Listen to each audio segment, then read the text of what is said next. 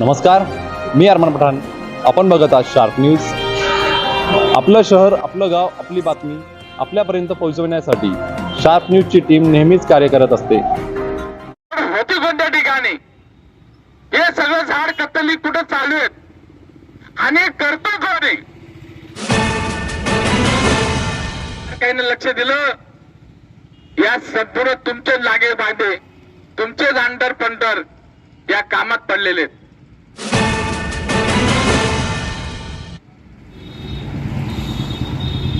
या मालेगाव शहराचे सगळे जेवढे अवैध धंदे आहे यांची जबाबदारी तुम्ही घेतलेली आहे. काय करा आम्ही वन अधिकारी तर काय हो, इथं पोलीस डिपार्टमेंट आणि जर कमिशनर त्यांना रोखू शकत नाही, हे वन अधिकारी काय रोखतील त्यांना? म्हणून आजची जी आमची मागणी आहे, या तालुक्यात, या मालेगाव शहरात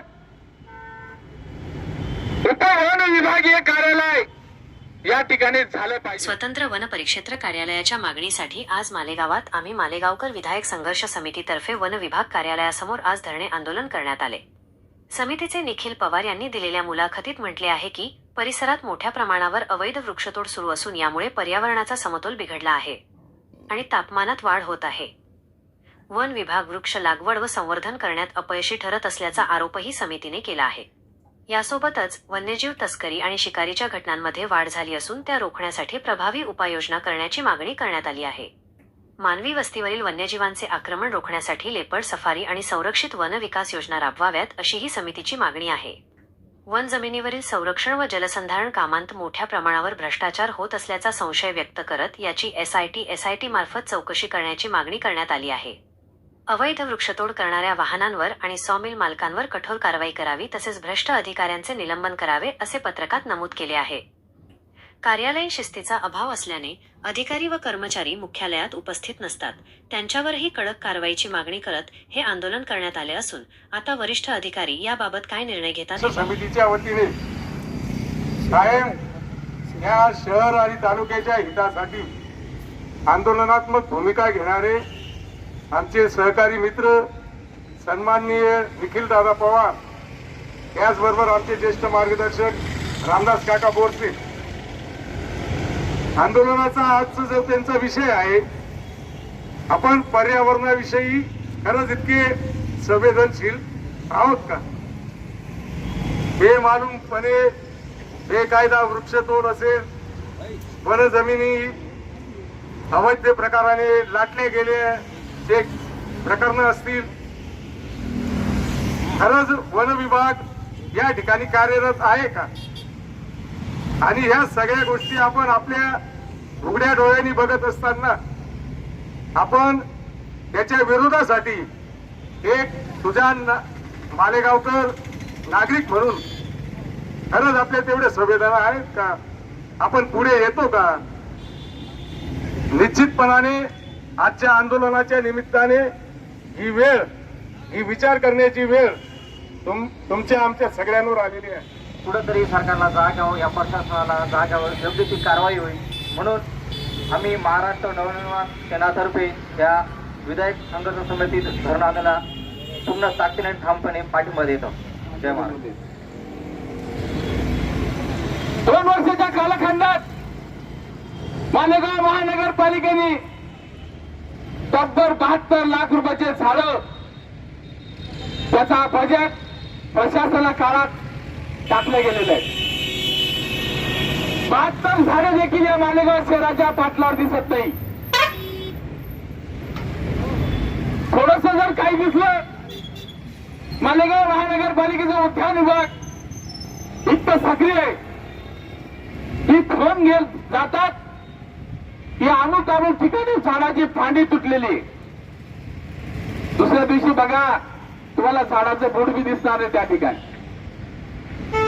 इतकी सतर्कता, इतकी कर्तृत्व, इतका मोठा विकास या मालेगाव शहराच्या बाबतीत चाललेला आहे. म्हणून आज या व्यासपीठाच्या माध्यमातून आम्ही मालेगावकर विधायक संघर्ष समितीच्या माध्यमातून आम्ही आज समाजसेवकाच्या माध्यमातून आधी तर तुम्हा सगळ्या बड्या लोकप्रतिनिधींना विनंती करतो, आमचा निषेध कुठपर्यंत, आमचं आंदोलन कुठपर्यंत, आम्ही करणार काय कुठपर्यंत हे तुम्हाला ठाऊक आहे. परंतु तुम्ही आपली स्वतःची फसवणूक करू नका. ज्या गोष्टीने आम्ही जगतोय त्याच गोष्टीने तुम्ही पण जगताय. प्रमाणावर हे लाकूड मालेगावात येतं. या विरुद्ध आवाज उठवला तर त्या गाड्या ताडपत्रीने पॅक करून अतिशय सुरक्षित अशा पद्धतीने आणण्याचा प्रयत्न सुरू झालेला आहे. याची सखोल माहिती घेतली असता काही अशाच व्यावसायिकांनी जी माहिती दिली, ती चर्चा झाली आणि मालेगाव शहरात कोणतीच गोष्ट लपून राहत नाही. याचं अजून एक उदाहरण म्हणजे जी माहिती मिळाली ती अतिशय गंभीर आहे. पिकअपला 500 रुपये, 407ला 800 रुपये, जी त्याच्या पुढची 6 टायर ट्रक असते तिला 1000 रुपये, 10 टायर ट्रकच्या साठी 1500 रुपये आणि 12 टायर ट्रक साठी 2000 रुपये हा पासिंग रेट वन विभागाच्या काही भ्रष्ट अधिकाऱ्यांकडनं वसूल केला जात आहे, कर्मचाऱ्यांकडनं वसूल केला जात आहे. अशी चर्चा ऐकायला मिळाली. किती गंभीर बाब आहे. सॉमिल मध्ये अनुसूचित नसलेलं किंवा ज्याला परवानगी नाही असं लाकूड तोडण्यासाठी, त्या लाकडावर प्रक्रिया करण्यासाठी किंवा सॉमिल तपासू नये याच्यासाठी दरमहा हप्ता वसूल केला जातो, तो देखील काही हजाराचा. असं बघितलं तर वन विभाग, तसं बघितलं तर हे दुर्लक्षित विभाग. आपण सर्वजण पर्यावरण, नैसर्गिक साधन संपत्तीचं रक्षण व्हावं याची मागणी करत असतो, परंतु हे रक्षक किती भक्षक आहेत याचं उदाहरण या ठिकाणी बघायला मिळतं. अतिशय भ्रष्टाचार. मालेगावच्या इतिहासात जर सुवर्ण अक्षरांनी जर कोणतं नाव लिहायचं असेल तर ते भ्रष्टाचाराचं वन विभाग असंच नाव लिहावं लागेल असं मला या ठिकाणी. संरक्षण, जलसंधारण आणि संवर्धनाविषयक जे जे काही कामं झाले त्या कामांमध्ये प्रतिवर्षी 5 कोटीपेक्षा जास्तचा निधी एकेका वनपरिक्षेत्रात खर्च झालेला आहे. आणि या निधीचे जर बघितलं तर कोणताही त्याचा रिटर्न हा या मानवी जीवनाला किंवा या देशाला उपलब्ध होत नाहीये. त्याची सखोल चौकशी, केलेल्या कामात किती भ्रष्टाचार झाला याची सखोल चौकशी SIT मार्फत व्हावी अशी मागणी देखील या ठिकाणून आपण करत आहोत. मालेगावला जे ACF साहेब या ठिकाणी नियुक्त आहेत त्यांच्यावर न्यायालयीन कामकाजाचा अधिभार दिला गेलेला. मालेगाव त्यांचं मूळ नियुक्तीचं ठिकाण. आठवड्यातून एकदा किंवा 2दा जास्तीत जास्त ते या ठिकाणी येतात. त्यांचं हेडक्वार्टर मालेगाव आणि त्यांचं कामकाज चालतं मुंबईच्या हायकोर्टात नाही तर नागपूरच्या हायकोर्टात. मग मालेगावच्या वन विभागाला वाली कोण असा प्रश्न या ठिकाणून मी सन्माननीय वनमंत्री आणि मालेगावच्या लोकप्रतिनिधींना विचारले. मालेगावच्या जे एकूणच वन कर्मचारी आहेत ते देखील आपल्या मूळ नियुक्तीच्या ठिकाणी असतील, आपला कार्यरत नसतात. बहुतांशी कर्मचारी या मुख्यालय न राहता आपल्या नियुक्तीच्या ठिकाणी म्हणजे गाळण्याच्या ठिकाणी जर नियुक्ती असेल तर तो गाळण्याला असला पाहिजे, परंतु त्या ठिकाणी न थांबता हे कर्मचारी इतरत्र मालेगाव शहरात किंवा इतरत्र राहतात आणि त्यामुळे वनांच्या संरक्षणाची किंवा त्याच्या संवर्धनाची जबाबदारी ते योग्य प्रकारे पाळत नाहीत. त्यामुळे वनांचं मोठ्या प्रमाणावर नुकसान होत आहे. या सर्व गोष्टीचा विचार करून या वन अधिकाऱ्यांच्या नियुक्त्याच्या ठिकाणी राहत नसल्यामुळे, कार्यालयीन वेळेत उपस्थित राहत नसल्यामुळे त्यांच्यावर कारवाई व्हावी अशी देखील आम्ही या ठिकाणी मागणी. आता निखिल दादांनी सांगितलं का भ्रष्ट अधिकारी, भ्रष्ट प्रशासन, पण मी म्हणतो या मालेगाव शहरात काहीतरी प्रामाणिक अधिकारी असले पाहिजे. त्यांनी तरी काम केलं पाहिजे, परंतु त्यांना असा आदेश पारित झालेला आहे का हात बांधून जेवायचं आणि तोंड बांधून बोलायचं. हात बांधून जेवायचं आणि तोंड बांधून बोलायचं, म्हणून त्यांची काम करण्याची इच्छा असताना सुद्धा इच्छाशक्ती मेलेली आहे. मी म्हणतो त्यांची सखोल चौकशी म्हणजे एकच केलं पाहिजे, त्यांच्या प्रॉपर्टीची चौकशी केली पाहिजे. आज एवढ्या प्रॉपर्टी आल्या कुठून? हा भ्रष्टाचाराचा पैसा,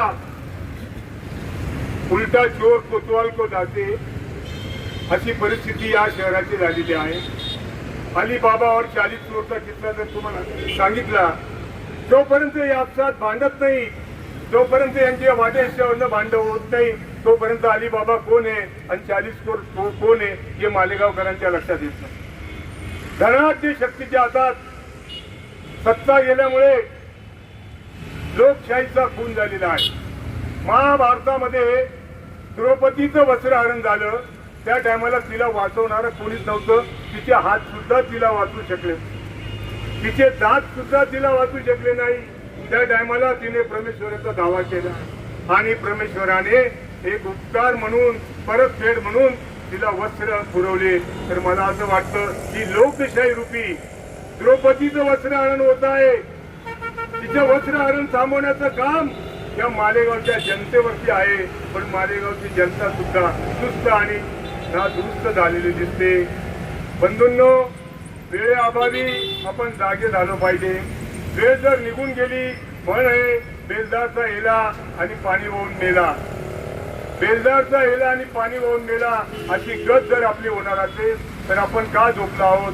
आपल्याला का जाग येत नाही? उठा आणि कामाला लागा. आज क्रांती तुम्हाला बोलवतीये. मला इमर्जन्सीचा काळ आठवतो. जयप्रकाश सरोदे कार्यकर्ते होते, जयप्रकाश नारायणजी. त्यांनी त्या टायमाला एक नारा लावला होता, जयप्रकाश का बिगुल बजातो जागवती तरुणाई है, तिलक लगाने तुम्हें जवानों क्रांति द्वार पर आई. कौन चला है देश से आज भ्रष्टाचार मिटाने को, बर्बरता से लोहे से टकराने को. फिर देखे हम सत्ता कितनी बर्बर है बौराई है, तिलक लगाने तुम्हें जवानों क्रांति द्वार पर आई है. लाख लाख झोपड़ियों में तो छाई हुई उदासी है, सत्ता संपत्तियों के बंगलों में तो हस्ती पूरन मासी है. तिलक लगाने तुम्हें जवानों क्रांति द्वार पर आई है. तिलक लगाने मालेगावकर तुम्हारे को आज क्रांति द्वार पर आई है. एवढंच बोलून 2 शब्द थांबतो. जय हिंद, जय महाराष्ट्र.